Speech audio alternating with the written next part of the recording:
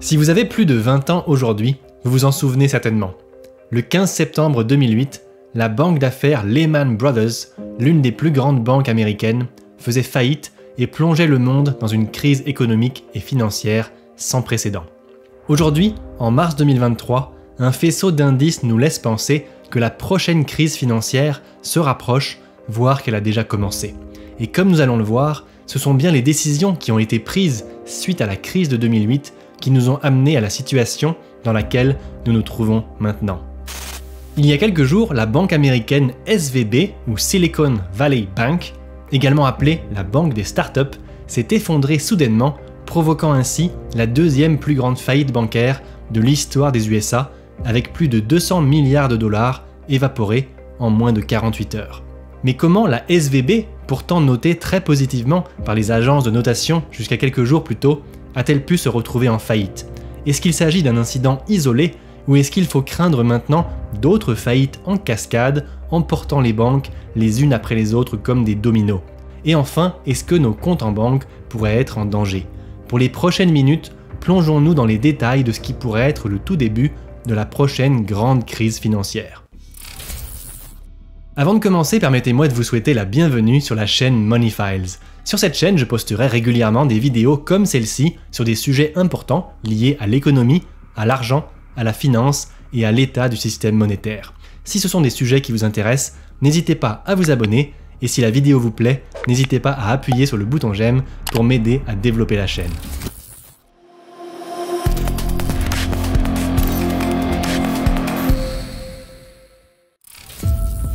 Vendredi dernier, le 10 mars, la Silicon Valley Bank a été mise en faillite après avoir subi un bank run de la part de ses clients. Alors qu'est-ce qui s'est passé? Comment est-ce qu'une banque comme la SVB, qui était pourtant la 16e plus grosse banque aux États-Unis, peut-elle s'effondrer en moins de 48 heures? Depuis la crise financière de 2008, avec les politiques monétaires très accommodantes qui se sont accélérées pendant les 3 dernières années, le système financier s'est retrouvé inondé d'une quantité de monnaie jamais vue auparavant. Et donc les banques comme la Silicon Valley Bank se sont retrouvées à leur tour inondées d'argent déposé par leurs clients.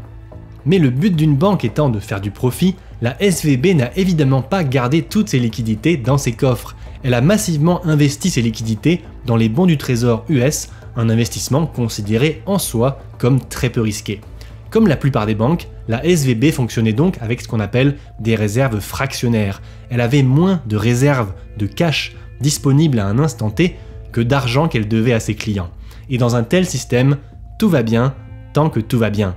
Et effectivement, tout allait bien jusqu'à ce qu'en mars 2022, la Banque centrale américaine, la Fed, annonce le début du relèvement des taux d'intérêt pour essayer de faire baisser le niveau d'inflation qui avait atteint un niveau assez inquiétant.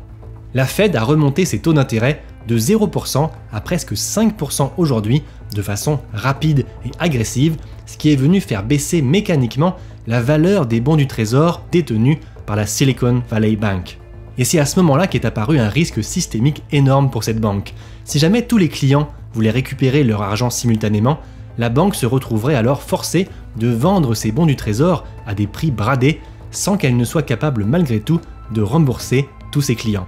Et donc si ses clients se rendaient compte de cette situation et du fait que tout le monde ne pourrait pas récupérer son argent le cas échéant, alors chaque client aurait individuellement intérêt à retirer au plus vite son argent de la banque pour ne pas être le dernier, un peu comme dans un jeu de chaises musicales, ce qui causerait un cercle vicieux ne pouvant que très mal se terminer.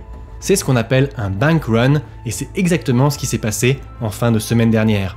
Des rumeurs inquiétantes ont commencé à circuler et les clients ont retiré plus de 42 milliards de dollars, soit un quart du total des dépôts, en moins d'une journée. La SVB s'est donc retrouvée en quelques heures en situation de crise, sa capitalisation boursière s'est effondrée et vendredi, les agences de régulation américaines ont annoncé la fermeture de la banque, marquant la plus grande faillite bancaire depuis 2008. Les implications potentielles sur le reste du système financier et sur l'économie en général sont difficiles à mesurer pour le moment. 97% des 200 milliards de dollars de dépôts bancaires ne sont pas garantis par la FDIC, l'assureur des dépôts bancaires américains, car ils sont au-dessus du plafond de garantie de 250 000 $ pour chaque compte individuel. La Silicon Valley Bank était la banque de choix pour plus de 65 000 startups, sociétés de capital risque et autres entreprises du domaine de la tech qui y conservaient leurs réserves de cash. Un grand nombre de ces entreprises viennent de voir leur argent partir en fumée et ne seront donc pas en mesure de fonctionner, ce qui risque d'amener à un grand nombre de licenciements et de faillites dans le secteur. En gros, c'est un véritable cataclysme qui pourrait prendre des années à réparer. La faillite de la banque SVB a aussi entraîné la chute d'une grande partie du secteur bancaire en bourse qui a perdu 47 milliards de dollars en l'espace de quelques jours, y compris des grandes banques comme JP Morgan, Wells Fargo, Citigroup et Bank of America qui ont chuté de plus de 5%. Mais ce qui est le plus inquiétant, c'est le risque d'un effet de contagion. Faut-il craindre que la faillite de la banque SVB causera un effet domino, d'autres banques tombant les unes après les autres, ce qui finirait par créer un risque systémique pour le système financier global? Pour tenter d'endiguer la panique et éviter d'autres bank runs cette semaine, la secrétaire au Trésor américain, Janet Yellen, a pris la parole pour tenter de rassurer les marchés en précisant que le Trésor allait suivre la situation avec attention, mais que normalement, le secteur bancaire semble résilient. Et il est vrai que la catastrophe bancaire en 2008 était d'une ampleur différente. Il s'agissait de la faillite d'une des plus grandes banques d'investissement, alors que la Silicon Valley Bank était une banque de dépôt d'une taille bien plus modeste. Les 4 grandes banques américaines, JP Morgan, Wells Fargo, Citigroup et Bank of America, doivent normalement détenir suffisamment de liquidités pour amortir des petites secousses sans problème. Mais il serait dangereux d'arrêter l'analyse ici. Si on y réfléchit, la faillite de la banque SVB, qui est certes un incident notable, est aussi un symptôme d'un problème bien plus large. Les hausses de taux d'intérêt par les banques centrales après plus de 15 ans de politique monétaire accommodante sont en train de causer de sacrés remous. Remous qui pour le moment n'ont pas causé de drame majeur, mais qui pourraient en causer au bout d'un moment si les taux continuent à remonter aussi agressivement. D'ailleurs, les banques américaines détiennent en ce moment sur leur bilan des pertes latentes assez gigantesques, justement en raison de la chute de la valeur des bons du trésor qu'elles détiennent. Quelques jours plus tôt, c'était la banque californienne Silvergate qui se retrouvait en faillite. Et par ailleurs, la First Republic Bank, une autre banque similaire à la Silicon Valley Bank, est elle aussi en situation de grande difficulté. En fait, de nombreuses banques se retrouvent dans une situation similaire. Si on dézoome un peu, ce qui commence à apparaître, c'est aussi qu'une partie du système financier, qui a été maintenue en vie de façon artificielle par des quantités énormes d'impressions monétaires, se retrouve maintenant en grande difficulté.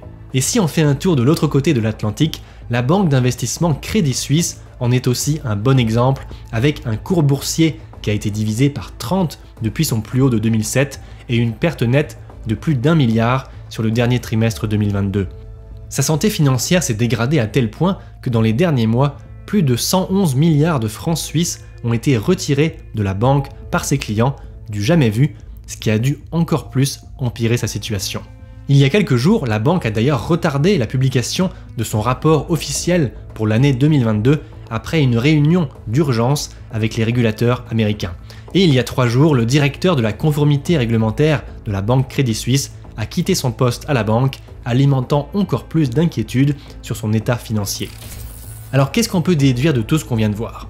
En fait, où que l'on regarde, on voit apparaître un faisceau d'indices assez inquiétants qui nous incite grandement à la prudence. D'un côté, la faillite de la Silicon Valley Bank et l'état fébrile de nombreuses autres banques nous rappellent une réalité assez inconfortable. Nous avons tendance à nous reposer sur la confiance envers les banques, mais elles peuvent faire faillite. Et en fait, c'est même inscrit dans la base de leur fonctionnement. Puisqu'elles opèrent avec des réserves fractionnaires, ça veut dire qu'en cas de problème, il n'est mathématiquement pas possible pour les banques d'honorer tous les dépôts de tous les clients. Faire confiance aux banques avec tout notre argent nous expose donc indéniablement à un risque non négligeable de contrepartie, particulièrement en cas de crise financière systémique. Mais surtout, nous devons tous faire face à une réalité qui est encore plus inconfortable. La situation dans laquelle nous nous trouvons aujourd'hui est uniquement possible à cause des choix qui ont été faits en 2008. On aurait pu penser que les banques, qui avaient causé leur propre effondrement, auraient été punies pour leurs erreurs, mais ça n'a pas été le cas. Les segments du système financier qui avaient pris trop de risques à l'époque ont été sauvés par les États qui ont imprimé massivement de la monnaie pour éponger les pertes des grandes banques. Et en fait, les dirigeants de ces grandes banques ont juste conservé leur position et ont continué à investir avec des niveaux de risque similaires. Et même si nous ne pouvons pas le voir directement, nous avons tous payé pour ces erreurs au travers de la dévaluation de la monnaie. Est-ce qu'on peut s'attendre à ce qu'un scénario similaire se produise à nouveau prochainement? Seul l'avenir le dira. Mais comme nous le verrons dans une autre vidéo très prochainement, il semble presque inévitable que l'on voit les banques centrales être forcées de ressortir à nouveau les planches à billets dans un futur pas trop lointain, et cette impression monétaire risque d'atteindre un niveau jamais vu auparavant. Je vous remercie grandement d'avoir suivi cette vidéo jusqu'au bout. Si elle vous a plu, n'hésitez pas à appuyer sur le bouton j'aime et à vous abonner pour ne pas manquer les prochaines vidéos. Encore une fois, je vous souhaite la bienvenue sur la chaîne Money Files et je vous dis à très bientôt pour de nouvelles aventures.